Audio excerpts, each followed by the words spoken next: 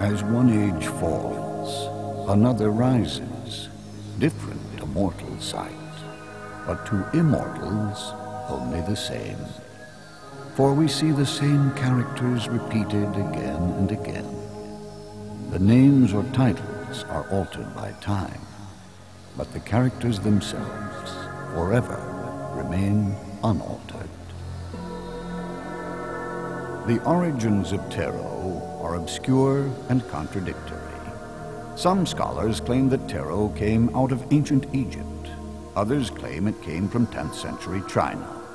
And there are possible Hebraic, Islamic, and Indian sources of origin as well. This is perfectly apt, for the symbols found in tarot come from a universal reservoir from which all cultures partake.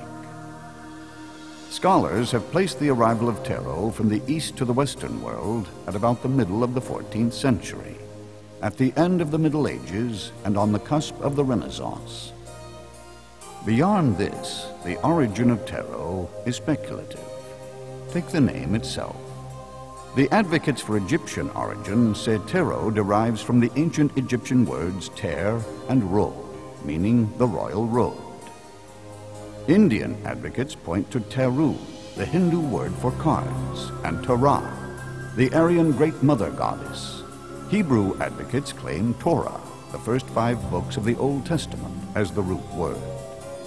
But tarot could just as likely derive from more mundane origins. Perhaps it comes from the Taro River in northern Italy, one of the areas where the cards first appeared. Or perhaps it comes from the French word tar, for the small dot border on the older cards. The history of the cards is equally rich.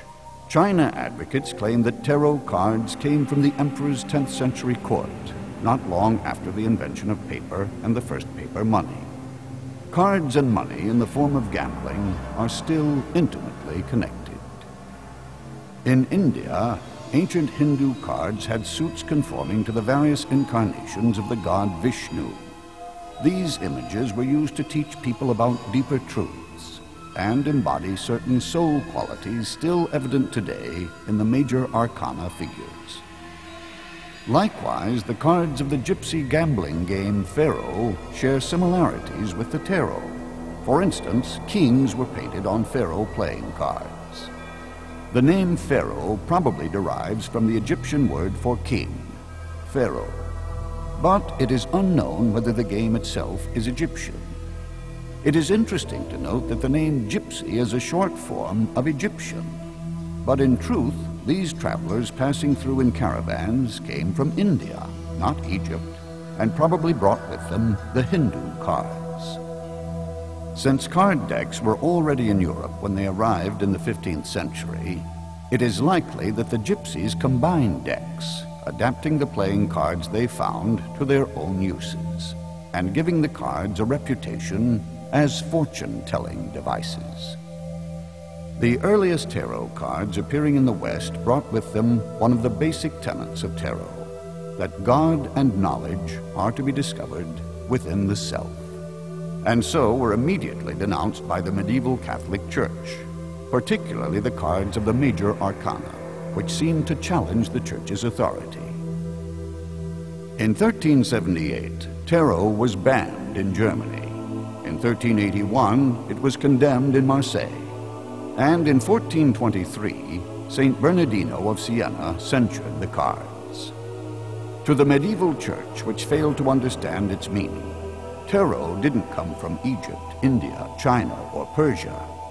It came from the devil, and was known as the Devil's Book.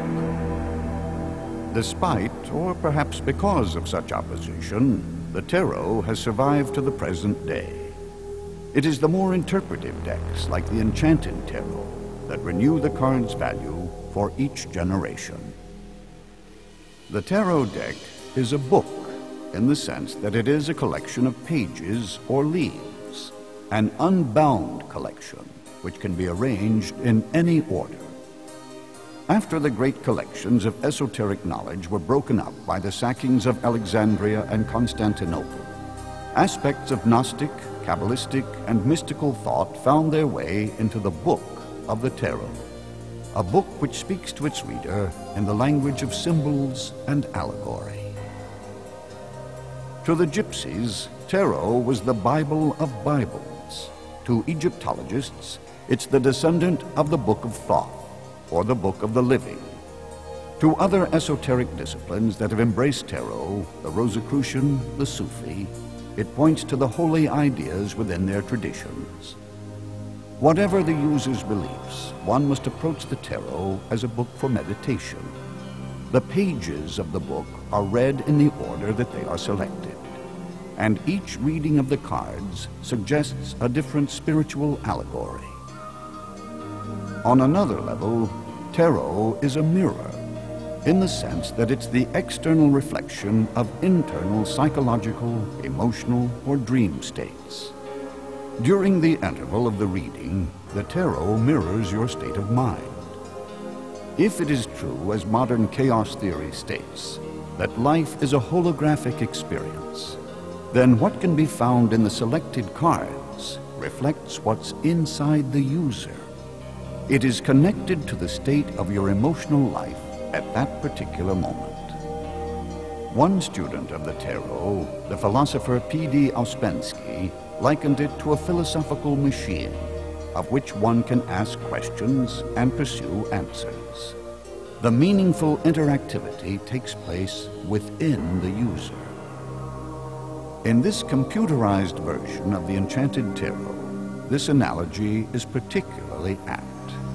The Enchanted Tarot brings the hidden meanings to life and restores to us a whole realm of knowledge that, because it continues to be misunderstood, could well have been lost to us.